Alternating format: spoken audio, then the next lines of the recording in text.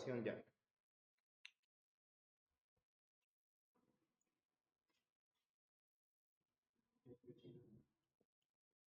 Ok. Buenas tardes, muchas gracias por venir hoy a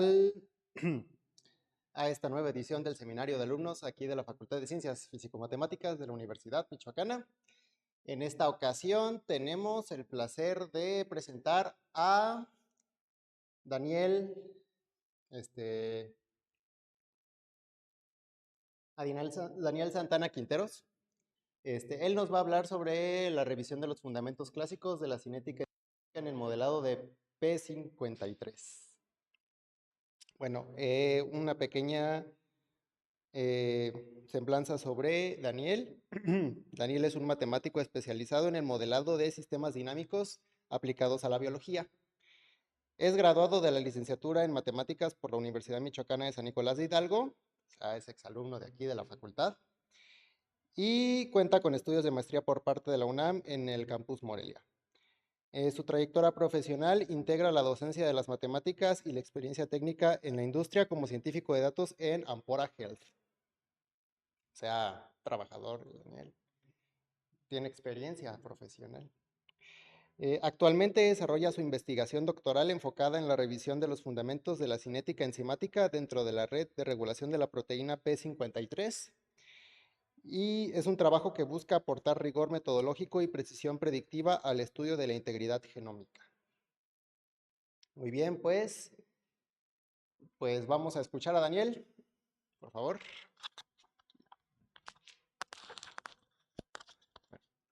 Sí me escucho, ¿verdad? Bueno, como ya se mencionó y gracias por la introducción, mi trabajo es la revisión de los fundamentos clásicos de la cinética enzimática en el modelado de P53. En un momento les explico qué son cada uno de estos términos porque sé que muchos de aquí no van a estar familiarizados. Entonces, voy a empezar por hablarles un poquito de qué es lo que he estado haciendo para entonces introducirles en por qué presento esto y cómo va a ir la dinámica de la charla.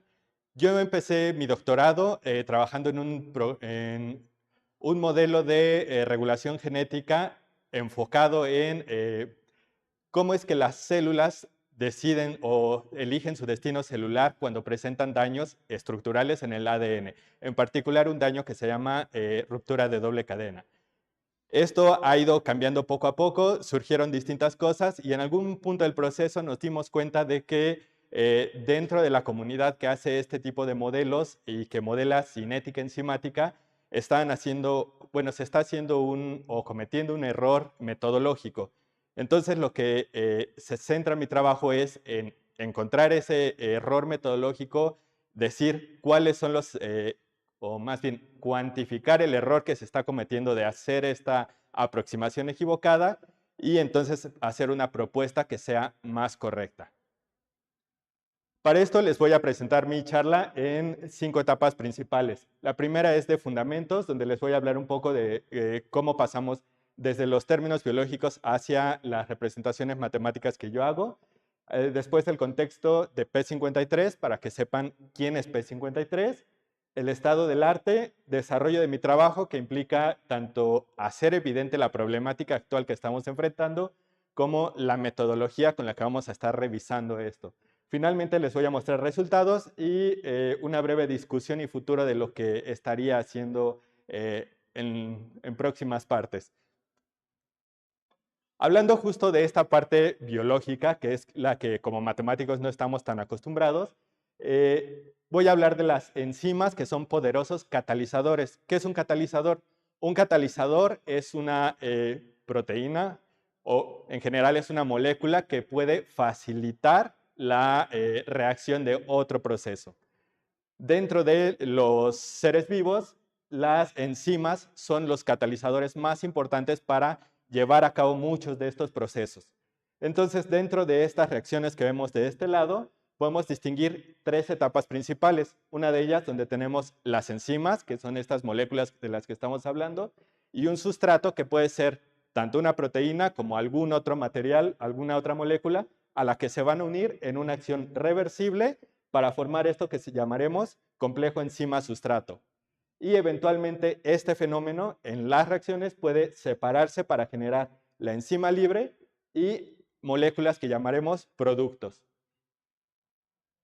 Todo esto de la química, digamos que a nosotros como matemáticos nos interesaría poco a poco poderlo representar de alguna manera que lo podamos comunicar de manera más sencilla.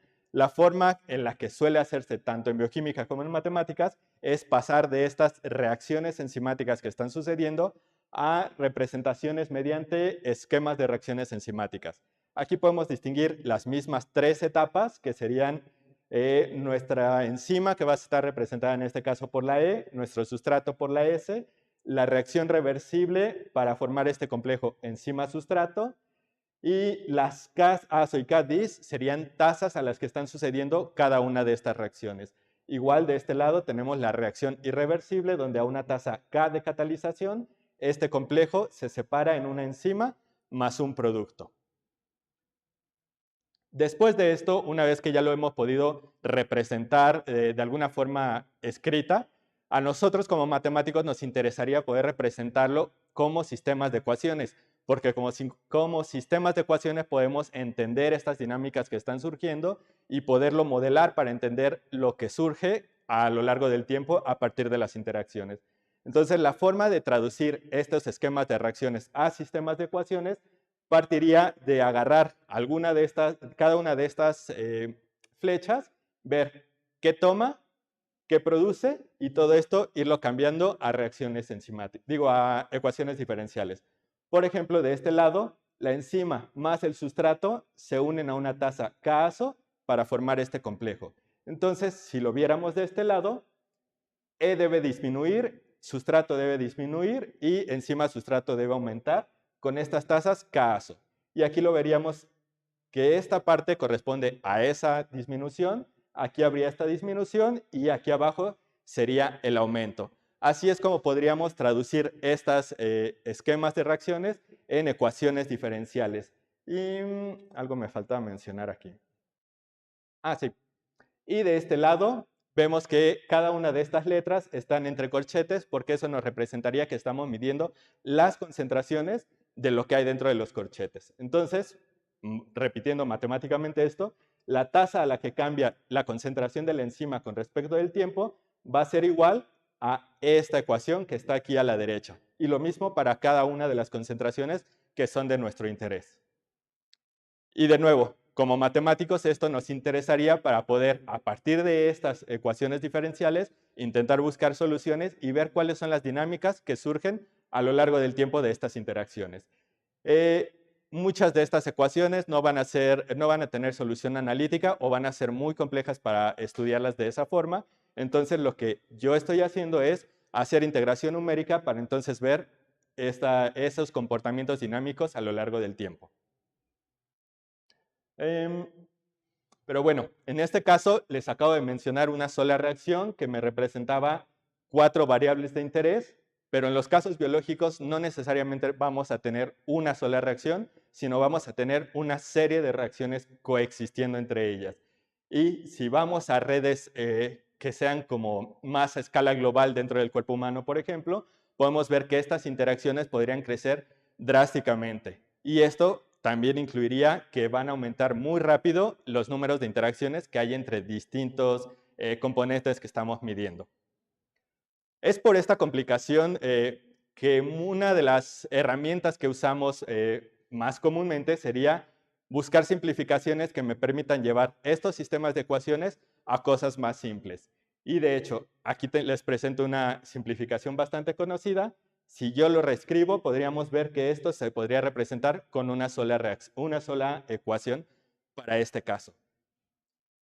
Y justamente por ese detalle, por la simplicidad que tiene esta ecuación que vemos del lado derecho, es que esta es una de las ecuaciones que tiene nombre dentro de esta área de cinética enzimática.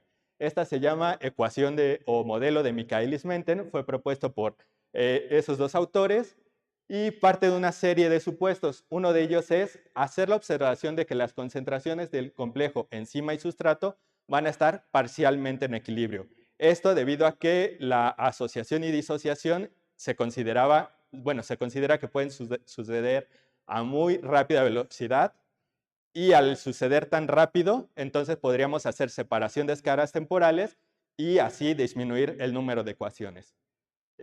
Las otras suposiciones que hay dentro de estos modelos es que la concentración de la enzima debe ser mucho menor que la concentración del sustrato. Esto porque en su trabajo original estos autores estaban estudiando fenómenos de saturación y estos fenómenos de saturación de esta reacción enzimática solo eran presentes cuando la enzima era limitante dentro de este proceso. Y finalmente la otra observación que se hace es que en su trabajo original se estaba haciendo la observación de que la enzima inicial iba a permanecer constante a lo largo de todo este proceso. Y si todo esto se cumplía, entonces podríamos simplificarlo a esa ecuación. Sí. Ahora, ¿cómo iría matemáticamente esta observación? Partimos de este sistema de ecuaciones. En este sistema de ecuaciones hacemos la observación de que esta reacción va a suceder a mucha mayor velocidad con respecto a las otras reacciones. Y si eso sucede, entonces podemos decir que parcialmente en la escala temporal de las otras reacciones, esta concentración del complejo enzima-sustrato parecería estar en un equilibrio. Entonces, a partir de eso y de hacer la suposición de que la enzima no va a estar cambiando de concentración a lo largo del tiempo, no hay creación o destrucción de la enzima, entonces podemos, a partir de esto, sustituyendo las concentraciones de enzima-sustrato, más bien la ecuación, y haciendo el álgebra, llegamos primero a esta ecuación de la enzima-sustrato, sí, ya está corregido, a esta ecuación de la enzima-sustrato. Y las otras dos partirían simplemente de hacer observaciones sobre las otras ecuaciones, donde esta sería la más directa, ya está en esa forma que queremos, y esta de aquí tendríamos que sumar y restar un 0. Sí, a esta le sumamos esta reacción y entonces todo esto se reescribiría de esta forma. Sí. Bueno, antes de que se me olvide mencionarlo, esta ecuación que acabo de mencionar es una ecuación muy importante dentro de cinética enzimática, tan importante que ha sido nombrada. Y como ha sido nombrada, muchísimos autores la usan de manera, como leí, de manera constante, sin hacer observaciones sobre lo que hay detrás de él. Por eso se ha vuelto el estándar dentro de estas reacciones, dentro de bioquímica. Y uno de estos sistemas de reacciones es el que les mencioné al principio, que estoy estudiando, que es la red de P53. Y para esto, ya que lo acabo de mencionar, permítanme mostrarles quién es P53. P53 es una proteína muy importante dentro de los seres vivos. Esta proteína regula y vigila el ciclo celular. Cuando se detecta un daño en el ADN, en particular un daño por ruptura de doble cadena, que es el que más me interesa ahorita, se prenden una serie de mecanismos que intentan mantener la integridad del ADN. Estos mecanismos directamente controlan el ciclo celular y la respuesta. Y las formas en las que lo pueden hacer es deteniendo el ciclo celular y después tomando una decisión dependiendo de si se logró llevar a cabo una respuesta correcta, una reparación correcta, llevó a cabo. Si no hubo una reparación correcta, se induce algo que llamamos apoptosis, que sería la muerte celular, o una muerte celular programada. Otro caso que puede suceder si no se llevó a cabo la reparación correcta sería entrar en un proceso que se llama senescencia. La célula no se va a reproducir, pero sigue viva.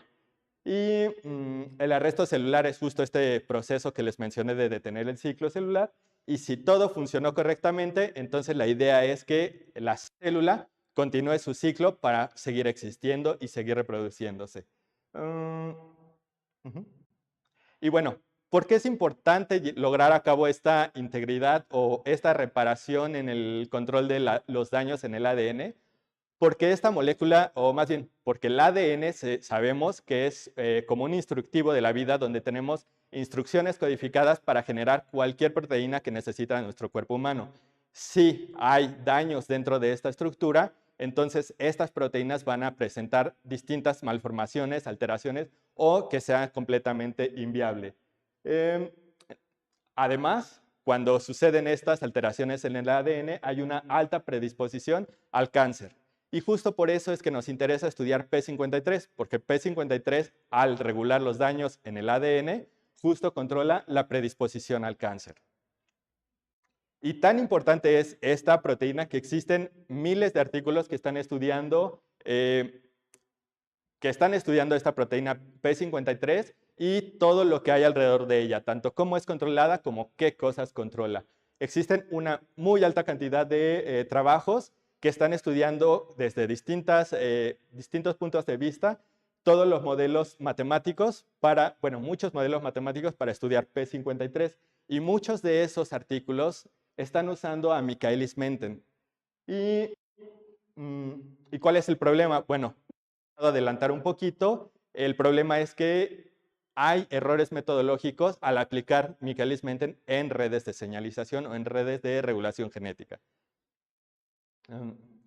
Bueno, ahora para empezar poco a poco a mostrarles estos problemas que encontramos dentro de del modelado de P53 y en general el modelado de reacciones enzimáticas, les presento una red mínima de interacciones que están controlando a P53. Aquí podemos ver que cuando hay un daño de ruptura de doble cadena, esto activa toda una vía de señalización que al final va a controlar la regulación sobre P53.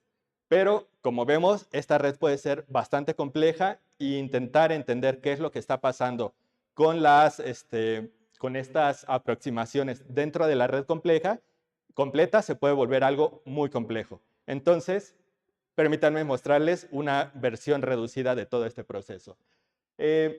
Esta versión reducida, aquí tenemos los daños por rupturas de doble cadena, que son los encargados de activar a una molécula que vamos a llamar ATM.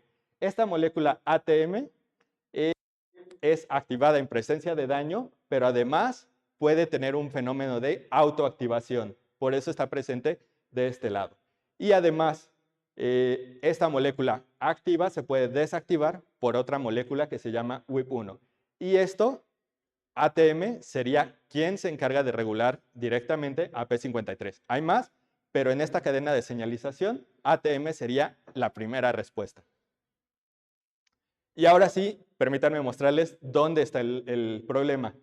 Si nosotros estamos haciendo todavía una reducción un poco más y estudiamos ATM, ATM activa y ATM que es capaz de activarse a sí misma y lo renombramos de la forma en la que mencioné las reacciones enzimáticas, ATM es sustrato, ATM activa va a ser producto, pero también ATM activa va a ser una enzima. Y esto empieza a romper los supuestos que había detrás de Michaelis-Menten.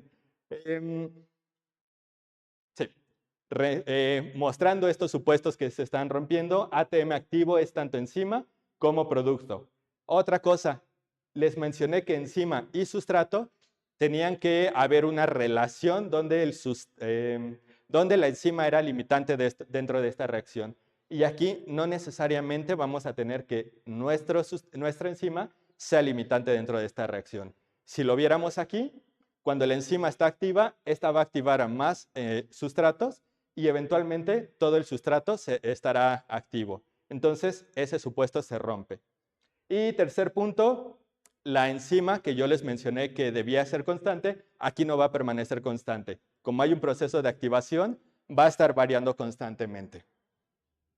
Y bueno, recapitulando un poquito toda esta información que he dado, les he mencionado que las reacciones enzimáticas están presentes en gran cantidad de los procesos biológicos. Son muy importantes para la funcionalidad de nuestro cuerpo. Michaelis-Menten es una reducción muy difundida, muy usada y tomada como el estándar para modelar estos procesos de reacciones enzimáticas. Muchas de estas relaciones en los seres vivos, o más bien una de estas relaciones que nunca se va a satisfacer en los seres vivos es que, dicho de otra forma, una relación que va a haber entre enzima y sustrato en los seres vivos es que muchas veces van a estar en concentraciones comparables. Y a pesar de que esto, que rompe los supuestos que les mencioné que hay detrás de Michaelis-Menten, a pesar de que se cumple esto, que falla con los supuestos de Michaelis-Menten, a pesar de esto, Michaelis-Menten es usado para modelar este tipo de reacciones. Entonces, de aquí surge la duda de si existe alguna alternativa. y en el proceso vimos que sí hay alternativas conocidas. Si bien Michaelis-Menten está muy difundido, hay otras, pocas, pero las hay, alternativas para modelar este tipo de reacciones. Una de ellas se llama Total Quasi-Steady State o estado cuasi-estacionario total.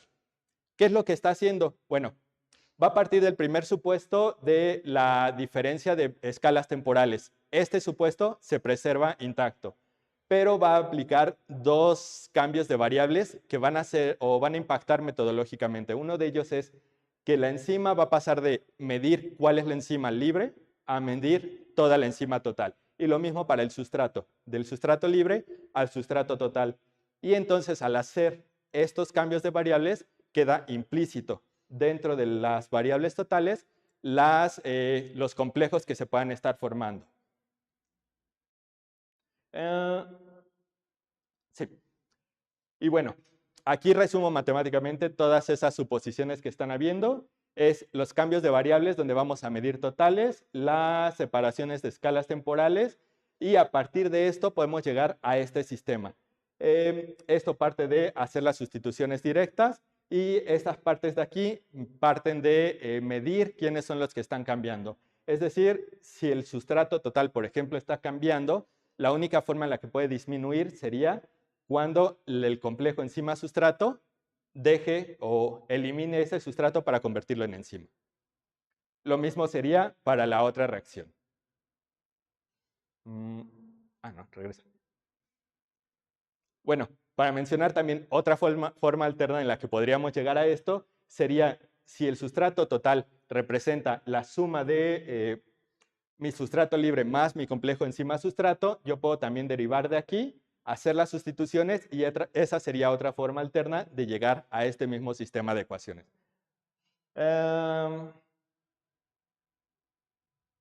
Bueno, creo que esta ya la mencioné. Bueno, menciono algo de aquí.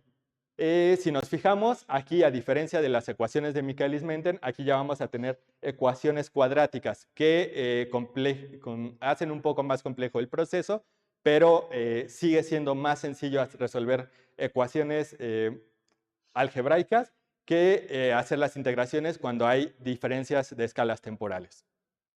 Y bueno, finalmente, permítanme mostrarles poco a poco cómo va a ser el proceso de análisis que voy a estar realizando. Primero, hagamos la observación de que P53 está inmerso dentro de una muy compleja red de regulaciones. Yo hace ratito les mostré una red reducida, pero sabríamos que hay muchas más interacciones. Entonces, lo que nos interesa a nosotros sería ver cómo abstraernos un poco de toda esa información para ir analizando poco a poco en módulos toda esta información. Lo que hemos hecho, repitiendo el esquema que les mencioné, sería solo vamos a analizar los procesos de autofosforilación y dicho como lo mencioné hace rato, de activación y de desactivación. Ahora, ¿qué es lo que vamos a hacer metodológicamente para analizar cómo estos errores metodológicos impactan numéricamente? Lo primero que vamos a hacer es, ya les mostré al principio, un modelo sin reducciones al que vamos a llamar ley de acción de masas o LAM. También les mencioné que existen los modelos de Michaelis-Menten y de Total Quasi-Steady State. Los dos son reducciones del modelo original. Lo que vamos a hacer es comparar estas dos reducciones de aquí abajo siempre contra el modelo sin reducción porque consideramos que este está representando todas las interacciones que están sucediendo esperamos sin pérdida de información en esta parte. Para hacer este análisis, en este momento de mi trabajo nos vamos a enfocar en dos partes. Una de ellas, que lo he llamado caso 1, serían los procesos de autofosforilación y el caso 2 serían procesos de autofosforilación más los procesos de desfosforilación. Entonces, sería la red completa. Siguiente. Y dentro de esto voy a mostrarles tres tipos de análisis que estuve realizando. Uno de ellos son de puntos fijos, que de manera o a grosso modo nos están diciendo o nos están dando una idea de los comportamientos que podría haber dentro de nuestro sistema a largo plazo. Otro de los análisis que realicé serían los de estabilidad, que nos estarían igual, a grosso modo, confirmando un poquito de cuál sería la dinámica que esperaríamos en nuestros sistemas a largo plazo. Y finalmente, la integración numérica, que nos permite transferir, convertir los sistemas de ecuaciones a comportamientos a lo largo del tiempo y a partir de eso poder hacer mediciones sobre los errores que pueden surgir y también visualizar cómo se están comportando estos errores. Ahora, con esta metodología que les mencioné anteriormente, les voy a empezar a mostrar cada uno de estos resultados que fuimos obteniendo caso por caso. Primer caso sería los procesos de autofosforilación. Como les mencioné, todo esto lo podemos transferir a sistemas de esquemas de reacciones, y aquí tendríamos el esquema de reacciones de este primer caso, donde ATM activo, que voy a representar como AP, y ATM inactivo, que represento como A, estos dos se pueden unir para formar este complejo en una acción reversible y eventualmente se pueden separar para formarme dos enzimas que ahora van a estar activas. Dentro del modelo de ley de acción de masas que les mencioné como el primero o el que estamos tomando como base para hacer todas las comparaciones, este sería el sistema de ecuaciones que surge a partir de esta traducción. Si nos fijamos aquí, a diferencia del caso anterior, solo hay 3 dimensiones o solo hay 3 variables a las que les damos seguimiento, porque en este caso el producto se convierte en enzima activa. Sí, en enzima activa. Por eso hay una disminución en las variables y también podemos verlo en este 2kcat, que es una de las variaciones que hay justo por este proceso. Y ahora, en cuanto a las reducciones, les recuerdo, hay 2 posibles reducciones. Del lado a su izquierda sería Michaelis-Menten, donde todo esto se reduce a 2 ecuaciones diferenciales, que en este caso también podríamos representarlo con una sola, y una ecuación algebraica que me está representando las interacciones que están habiendo más bien que nos está midiendo la concentración de complejo a lo largo del tiempo. Y de este lado lo mismo, pero tenemos que esta ecuación algebraica va a ser una ecuación con una raíz. Sí. Siguiente. Tras hacer los análisis dentro de este esquema, podemos ver un resultado que en este caso era interesante. El primero es que solo tenemos 2 puntos fijos. Uno es toda la enzima va a estar totalmente inactiva o toda la enzima va a estar totalmente activa. Y eso más o menos se los mencioné desde el esquema. Así que no es tan raro observarlo. Sí.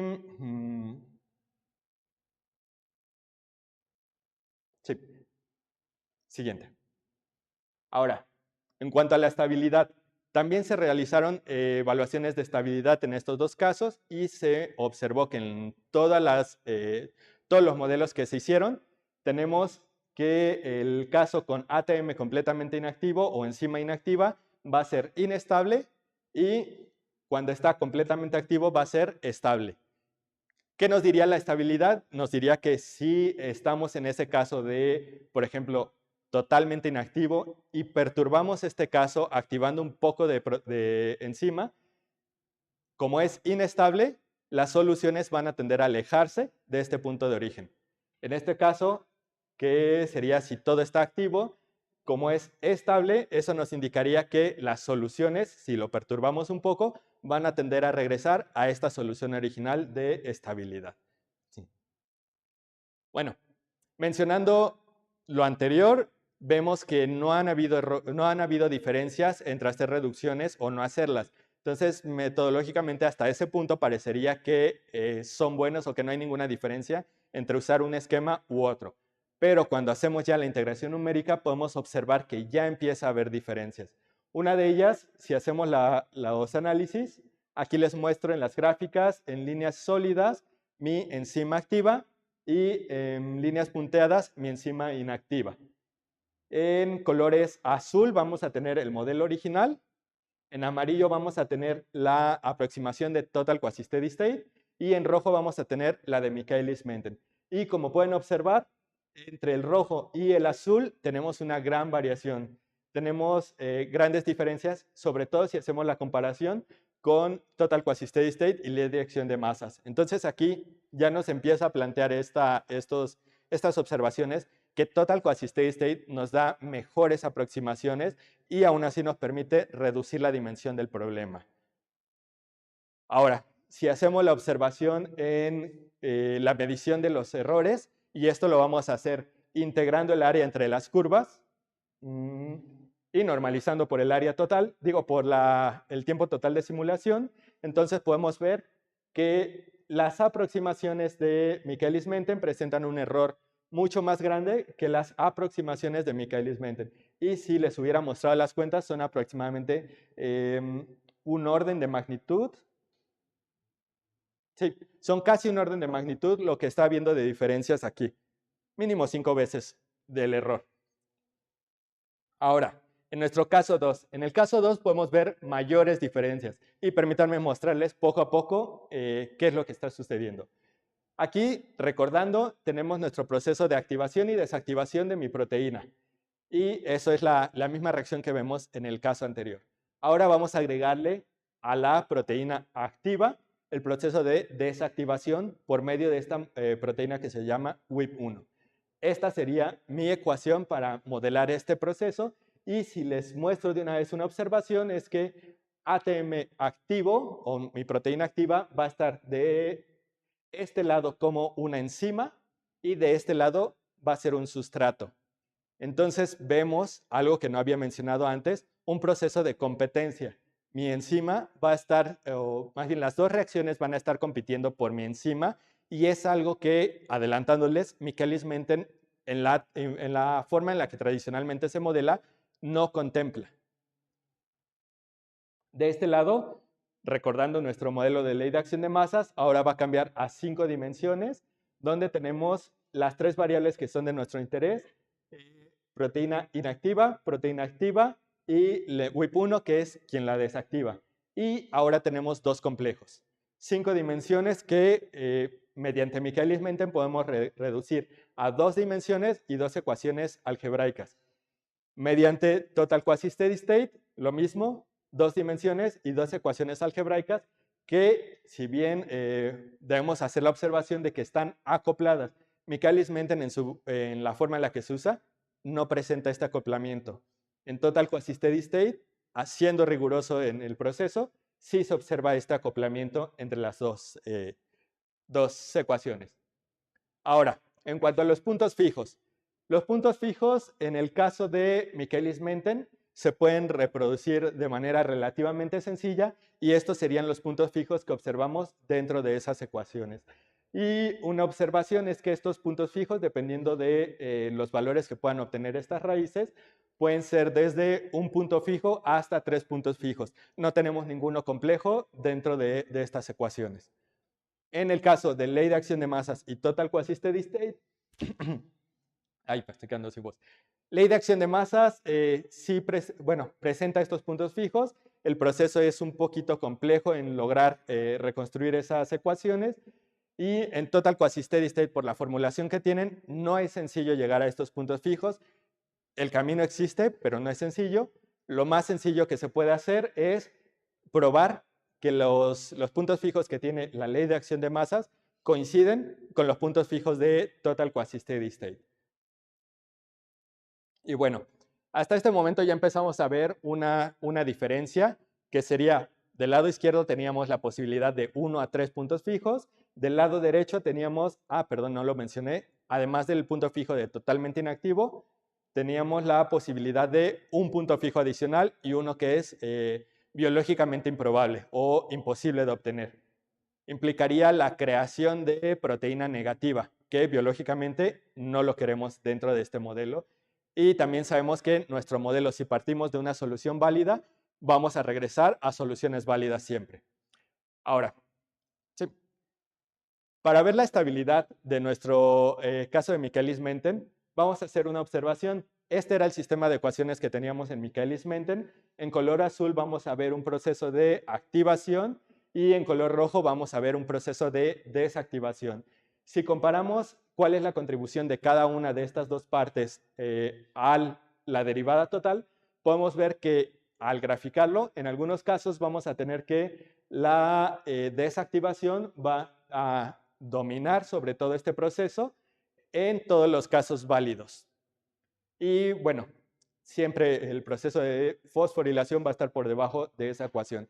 En este caso, si hacemos un análisis de hacia dónde tenderían las soluciones, vamos a ver que todas nuestras soluciones tenderían a la inactivación total. Ahora, si seguimos cambiando los parámetros, y esto, por cierto, no lo mencioné, lo estamos modelando o regulando a partir de la concentración o de la disponibilidad de proteína WIP1, si la empezamos a disminuir poco a poco, eventualmente vamos a llegar a este caso donde tenemos 3 posibles soluciones.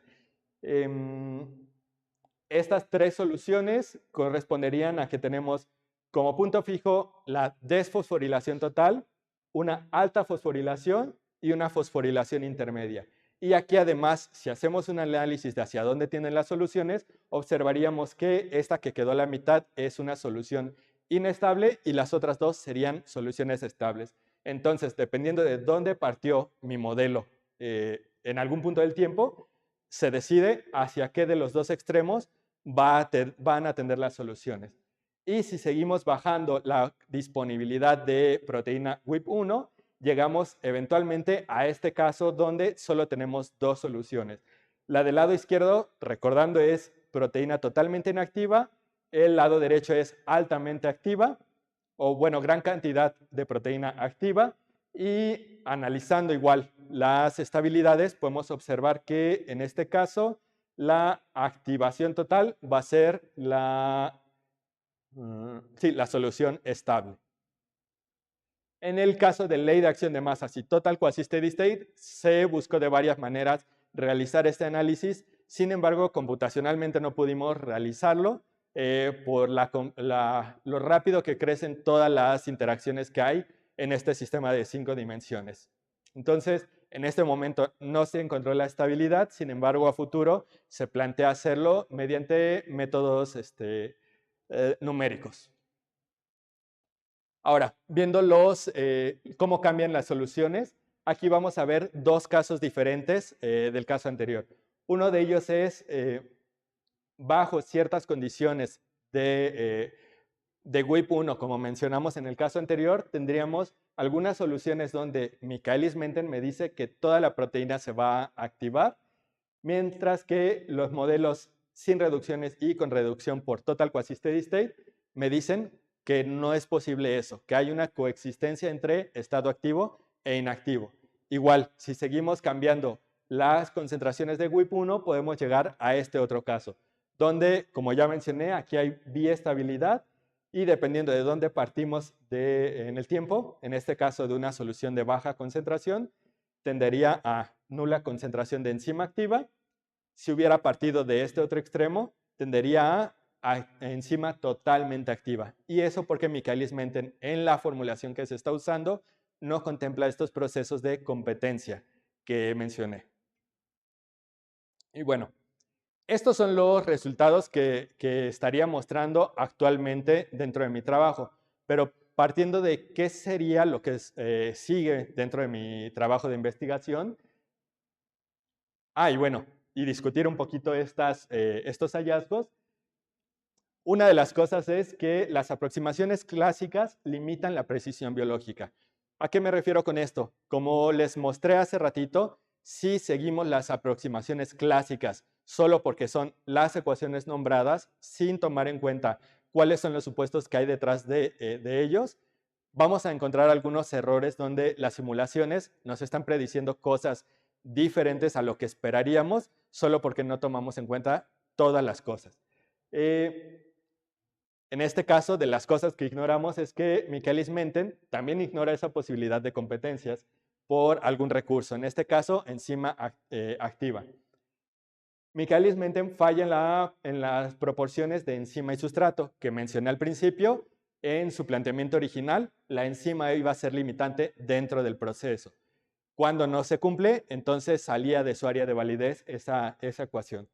Y en redes enzimáticas, aplicar Michaelis-Menten nos puede conducir a equilibrios inexistentes o que no existen dentro de los modelos que creemos, son los que más representan este proceso biológico. Y bueno, recalcando eso, dentro de la red que me interesa estudiar y modelar, la red de P53, todos estos supuestos están fallando. Bueno. Lo otro, el contexto biológico va a dictar la elección matemática. Con lo que he mencionado no quiere decir que Michaelis-Menten deja completamente de ser válido. Michaelis-Menten, si respetamos los supuestos que hay detrás de él, sigue siendo perfectamente válido, sigue siendo perfectamente útil.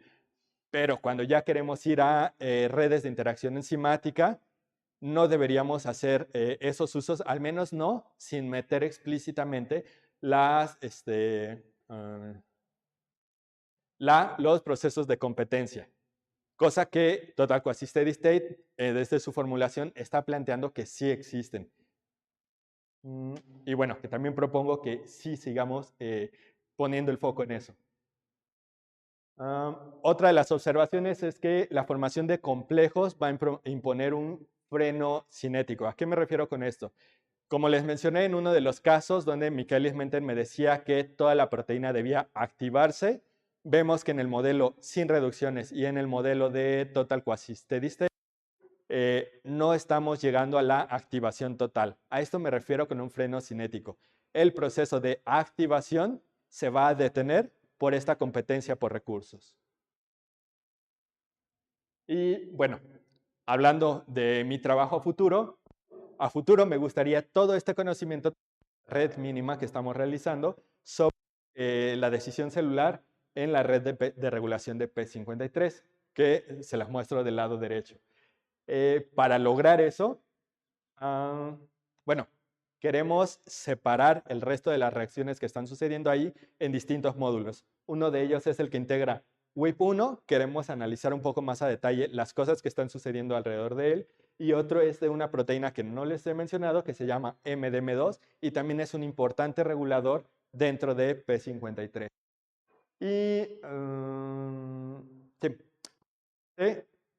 después de que lo hayamos estudiado por partes, nos gustaría integrarlo en una red completa donde midamos cuál es el modelo que surge o la dinámica que surge a partir de implementar este modelo usando este formalismo de Total Quasi Steady State.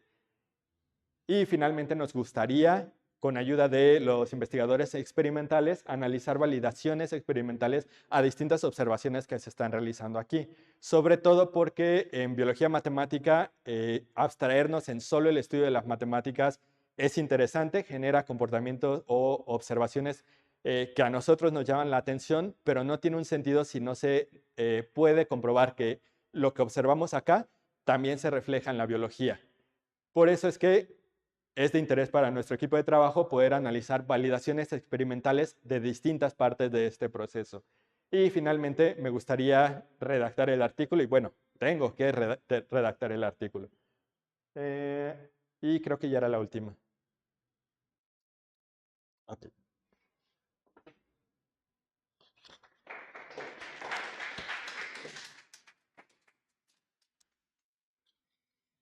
¿Alguna pregunta para Daniel?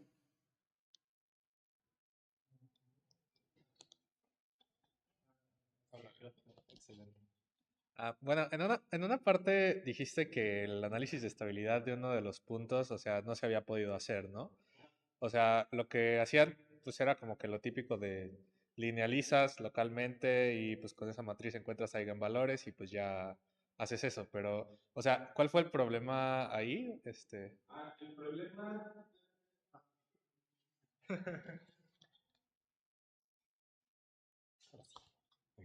El problema principal es que ese caso es de 5 dimensiones y al intentar linealizar dentro de ese espacio de 5 dimensiones o reescribirlo en algún espacio que nos fuera útil para intentar linealizar, el número de ecuaciones crecía muy rápido. Entonces, al final terminé haciéndolo con herramientas computacionales, intentar hacer el álgebra de eso. Y la misma herramienta me dijo, sí existen tus soluciones, pero existen donde esta ecuación fea tiene soluciones. Y bueno, esa ecuación fea es muy difícil de encontrar las soluciones.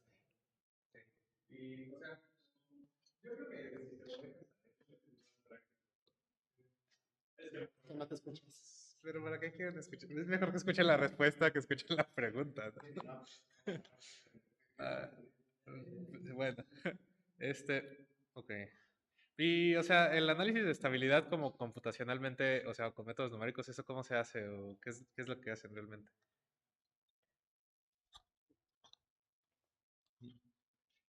Por métodos numéricos, sería un poquito más tendiendo hacia la estadística. La idea hasta el momento sería agarrar esas soluciones que son puntos fijos, hacerle perturbaciones que sean biológicamente válidas y probar que todas esas soluciones, si volvemos a simular la dinámica, todas tenderían a acercarse de nuevo al punto original. Esa sería...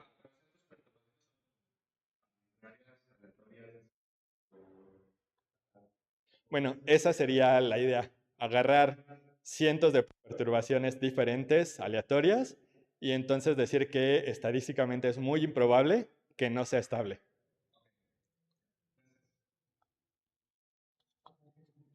Ok. Gracias. A ver si se comienza a explicar. Alguna vez vi una definición de equivalencia topológica de sistemas dinámicos y quería saber si estos modelos que presentas son reducciones del modelo que se extrae de la red de reacciones, ¿no? Y quería saber si hay un formalismo en el cual se puedan restringir estas simplificaciones a solo aquellas que sean topológicamente equivalentes al modelo original.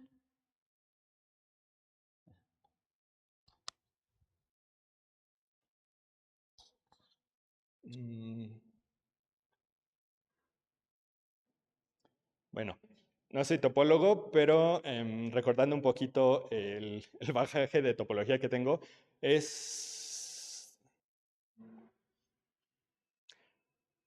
sí, debería haber una forma de poder decir que son topológicamente equivalentes, sobre todo ley de acción de masas y total quasi-steady state. En el caso de Michaelis-Menten, también debe haber un formalismo para decir que son topológicamente equivalentes, siempre y cuando se respeten ciertos supuestos entre los parámetros, que no lo mencioné explícitamente, pero los parámetros me pueden estar cambiando esas relaciones.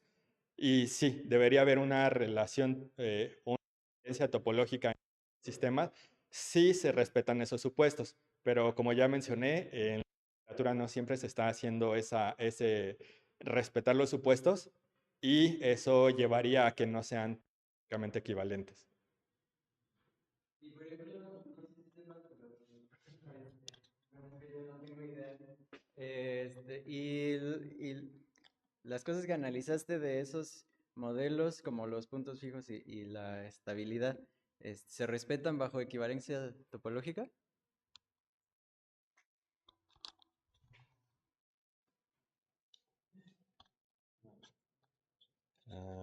Bueno, esa sí me sería más difícil de decir qué significaría respetarse bajo equivalencia topológica. Pero bueno, en el caso 1 hay cierta equivalencia y los puntos fijos se están respetando. En el caso 2 vemos que Michaelis-Menten ya no me está llevando a las mismas dinámicas, entonces ahí habría que haber un análisis de si realmente hay si hay una equivalencia topológica entre los modelos o no.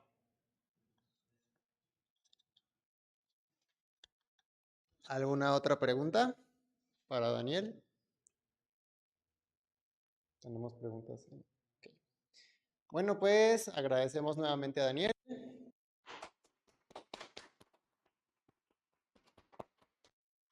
Y pues con esto terminamos la sesión de hoy. Los esperamos la próxima vez. Les adelantamos, tendremos al señor Pablo Coria. Su charla será de física y esperamos contar con su presencia. Muchas gracias.